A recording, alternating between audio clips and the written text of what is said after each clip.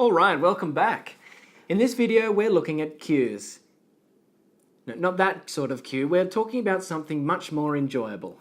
State and context-dependent cues. When we try to retrieve information from our long-term memory stores, we can use cues to help us. There are two main types of cues that we need to know in this course: context-dependent cues and state-dependent cues.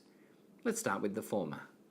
The idea is that retrieval of information is easier when the context of learning and the context of retrieval are similar, or even the same.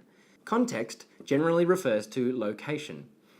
So that means that often you might be able to more easily retrieve information about a particular subject when you're in the room in which you initially learnt that information. You could even use context-dependent cues to help you study. For example, if you know where your end-of-year psychology exam will be held, and you can easily access that area, it could be a good idea to study for psychology in that particular room. Then we have state-dependent cues. These focus on the internal being of an individual, that is, their state. The idea is that retrieval of information is also easier when the state of the individual during learning and the state of the individual during retrieval are similar. For example, if you are really happy when you learn something, it might be easier to retrieve that information when you are really happy again. The same thing applies with altered states of consciousness. If you're drunk when you learn some new information, you might retrieve that information more easily when drunk again. But unlike the whole studying in the same room as your exam thing, it's probably best not to try this for your exams. Let's have a go at a practice question from the 2012 exam. The question reads, Theo is an actor who learns the words of a play at home, but then finds that he has trouble remembering them when he's performing on stage.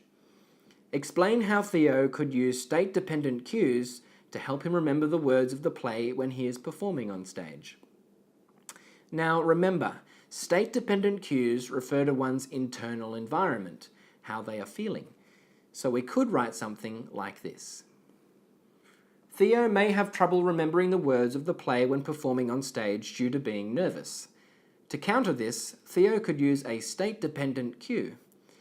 If he were to initially learn the words to the play when he was in a similarly nervous state, say, if he were doing it publicly in front of a lot of people, his nervous state could act as a cue that would aid in effective retrieval of the words.